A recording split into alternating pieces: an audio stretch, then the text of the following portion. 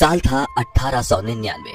देश भर में ब्रिटिश हुकूमत के अत्याचार अपनी चरम सीमा पर थे, लेकिन राजस्थान के लोग अंग्रेजों से नहीं बल्कि एक ऐसी कुदरती आपदा से लड़ रहे थे जो उनके शरीर को अंदर से खोखला कर रही थी। सड़कें लाशों के ढेर से ढकी हुई थी और उन लाशों का हाल इतना बुरा था कि चील कौवे तक उन्हें खाना पसंद नहीं कर रहे थे। लोगों के शरीर में इतनी ताकत नहीं बची थी कि वो अपने प्रियजन के पार्थिव शरीर को अपने कंधों पर उठाकर उनका अंतिम संस्कार कर सके।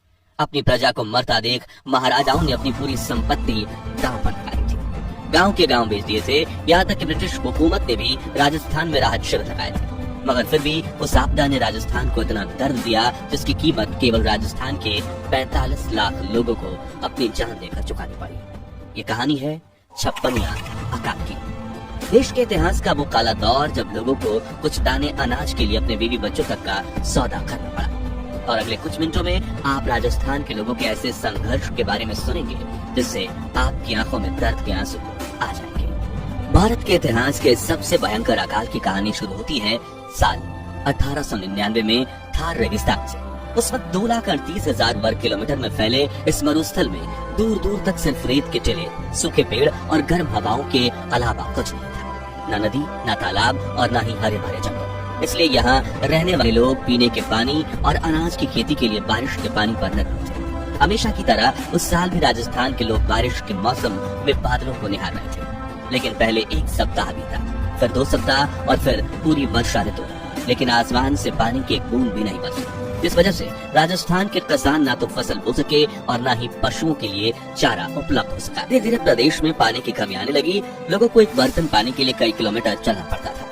लेकिन ये तो बस शुरुआत थी, क्योंकि भारत के इतिहास का सबसे क्रूर अकाल अब अपना रौद्र रूप दिखाने लगा था। अब धीरे धीरे अनाज के भंडार खाली होने लगे, लोग पानी की एक बूंद के लिए तरसने लगे और पूरा प्रदेश इस भयंकर अकाल की चपेट में आ गया। अब वैसे तो ये अकाल वर्ष 1899 में आया था, लेकिन उस वक्त विक्रम संवत का वर्ष 1956 चल रहा था। इसलिए स्थानीय लोग इसे छप्पनिया अकाल के नाम से पुकारने लगे, जबकि अंग्रेजों ने गजेटियर में यह अकाल द ग्रेट इंडियन फेमिन 1899 के नाम से दर्ज किया। छप्पनिया अकाल ने सबसे पहले राजस्थान के बीकानेर, जैसलमेर, जोधपुर, जयपुर और नागौर में हाहाकार मचाया। लेकिन फिर धीरे धीरे इसका असर पूरे राजस्थान में दिखने लगा और उसके बाद गुजरात, पंजाब, मध्य भारत के कई क्षेत्र भी इसकी चपेट में आ गए थे। अब किसी भी सामान्य अकाल की तरह इसकी भी शुरुआत पानी और अनाज की कमी के साथ होती है, जिसका सामना करने के लिए स्थानीय लोग शुरुआत के दिनों में 2 बार की जगह 1 बार खाना शुरू करते हैं, फिर 2 दिन में 1 बार खाना शुरू करते हैं। लेकिन फिर हालात इतने खराब होने लगे कि लोगों को कई दिनों तक खाने का एक निवाला तक नसीब नहीं हो रहा था। एक तरफ भयंकर अकाल और दूसरी तरफ थार मरुस्थल की 50 से 52 डिग्री की गर्मी लोगों को जीते जी नर्क का अनुभव महसूस करवा रही थी। इसलिए लाखों लोग अपना घर छोड़कर पलायन करने को मजबूर हो गए। लेकिन भूखे और प्यासे लोग पलायन करते हुए रास्तों में ही मारे जा रहे थे। यानी ना अपने घर में रहने में भलाई थी और न ही पलायन करने थी। ये ठीक एक तरफ कुआं, दूसरी तरफ खाई वाला मंत्र था। लेकिन सबसे बड़ी दिक्कत यही थी कि कुआं भी सूखा था और खाई भी। पेट भरने के लिए राजस्थान के लोगों ने रोटी और सब्जी के बजाय राबड़ी पीकर दिन काटना शुरू किया। लेकिन धीरे धीरे दूध और राबड़ी भी खत्म होने लगी, क्योंकि किसानों के पास अपनी गायों को खिलाने के लिए चारा तक नहीं था। इसलिए गाय, भैंस और बकरी जैसे दुधारू पशु भूख की वजह से तड़प कर मरने लगे। अपने प्यारे पशुओं को मरता देख लोग काफी तड़प रहे थे, लेकिन कुछ कर नहीं पा रहे थे। ऐसे ही कुछ हाल प्रदेश के बाकी पशु पक्षियों का भी था। धीरे धीरे करके जानवरों की संख्या भी तेजी से कम होने लगी। वहीं दूसरी तरफ भूख से तड़प रहे लोग अब तरबूज और ककड़ी के बीजों को भूनकर खाने लगे थे। उस जमाने में राजस्थान में बेर बहुत हुआ करते थे, इसलिए लोगों ने रोटी की जगह बेर खाना शुरू किया। लेकिन कुछ ही समय में बेर खत्म हो गए, जिसके बाद लोगों ने खेजड़ी के पेड़ की सूखी सांगरी यानी खोखा खाना शुरू किया। मगर एक समय पर वो सभी पेड़ भी पूरी तरह से खाली हो गए, साथ ही खाने के सभी विकल्प भी। लोग भूख से इतने तड़प रहे थे कि पानी की प्यास को तो भूल ही चुके थे। तभी उन्होंने सूखे हुए खेजड़ी के पेड़ों की छाल को पीसकर उसे थोड़े से पानी में मिलाकर पीना शुरू किया।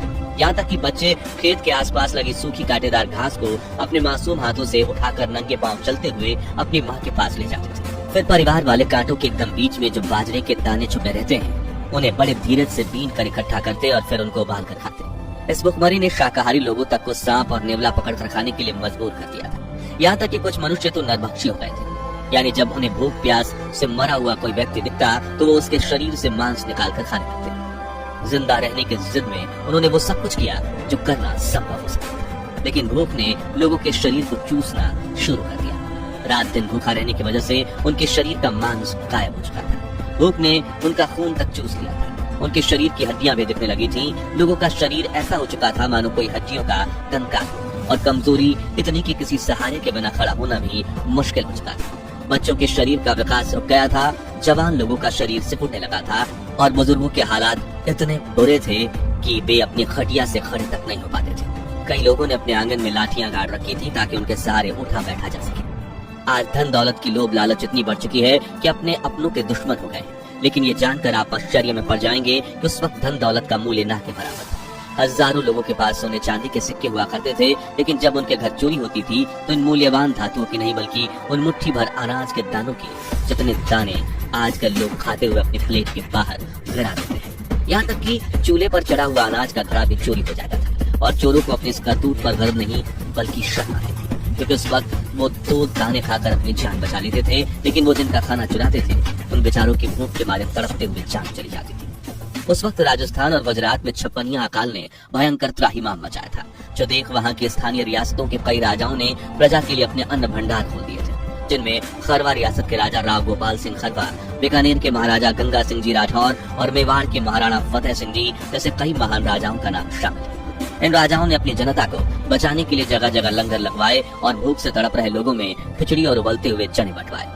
और जब पैसा खत्म होने लगा तो उन्होंने अपने इलाके के कई गांव तक गिरवी रख दिए, लेकिन छप्पनिया अकाल का तांडव रोके नहीं रहा था। इन वजह से राजाओं ने कई जमींदार और साहूकारों से भी मदद मांगी, जिन्होंने प्रजा के लिए खाने के कई भंडारे लगवाए। इसी बीच सन 1899 में ही लॉर्ड कर्जन की भारत में वायसराय पद पर नियुक्ति, जिनके नेतृत्व में ब्रिटिश सरकार के अधीन आने वाले प्रदेशों में अकाल से प्रभावित लोगों के लिए कुछ राहत शिविर खोले गए, लेकिन उनमें लगभग 25% लोग ही सीमित राहत ले पाए।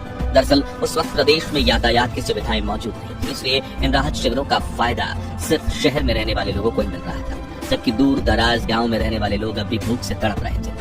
और स्थितियां इतनी खराब थी कि कई गांवों की सड़कों के किनारे भूख से तड़प कर मारे गए लोगों की लाशें पड़े पड़े सड़ रही थी, लेकिन गांव के लोगों में इतनी शक्ति तक नहीं बची थी कि वो मरे हुए व्यक्ति का अंतिम संस्कार कर सके। वो कहते हैं ना, मरता आदमी क्या नहीं करता। और छप्पनिया अकाल में कई ऐसे किस्से भी सामने आए थे जिसमें खाने के लिए लोगों ने अपनी बीवी बच्चों को भी बेच दिया था। कुछ परिवारों ने अपने बच्चों को इसलिए बेचा था ताकि वो बच्चा भले ही दूसरे प्रदेश में मजी करे, लेकिन उसे रोजाना खाने के 2 निवाले तो मिल पाए ताकि वो जिंदा रह सके। साथ ही बच्चे के बदले में उन्होंने भी 2 वक्त की रोटी ले ली।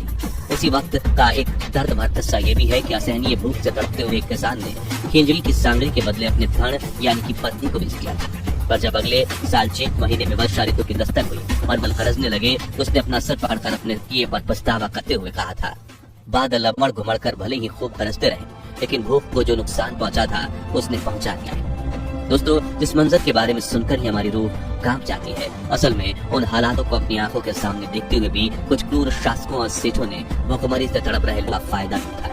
बताया जाता है कि वे लोग केवल 2 बाजरे की रोटी तथा 1 प्याज या फिर 1.5 रोटी और 1 गुड़ के टुकड़े के बदले में लोगों से दिन भर काम कराते थे। ऐसे करके उन्होंने अपनी कई हवेलियां भी बनवाई। हालांकि कुछ सेठों ने कई गाँव में कुएं और जोहड़े भी खुद, ताकि इस त्रासदी के बाद भी कभी राजस्थान के लोगों को ऐसी परेशानी का सामना न करना पड़े। इन दुख भरे 2 सालों के बाद राजस्थान में बारिश हुई और छप्पनिया अकाल का आगमन हुआ, जिसके कुछ सालों बाद बीकानेर के राजा गंगा सिंह ने किसानों की मदद से पंजाब से लेकर बीकानेर तक एक नहर बनवाई, जिसे गंग नहर के नाम से जाना जाने लगा। इसके साथ ही कई जोहड़ और कुओं की वजह से राज्य के लोगों को 12 महीने पानी मिलने लगा, और तब से लेकर आज तक इस प्रदेश ने ऐसे कोई अकाल का सामना नहीं किया है। लेकिन आज भी अगर कोई राजस्थान के लोगों से छप्पनिया अकाल के बारे में पूछता है तो उनकी रूह कांप जाती है, क्योंकि उनके पूर्वज ने वाकई में इस भयानक आपदा का सामना किया था, और कईयों के तो पूर्वज इस कुदरती आपदा में मारे भी गए थे। जी हाँ, सन 1908 में भारत के इंपीरियल गजेटियर में छपे एक अनुमान के अनुसार इस अकाल से अकेले ब्रिटिश भारत अर्थात सीधे अंग्रेजी हुकूमत द्वारा शासित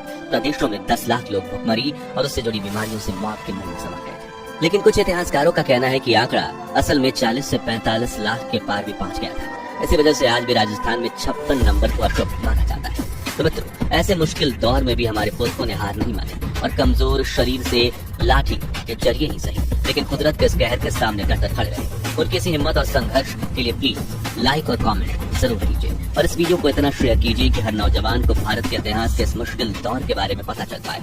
और अगर आप इस चैनल पर नए हैं तो सब्सक्राइब करना ना भूलें। धन्यवाद।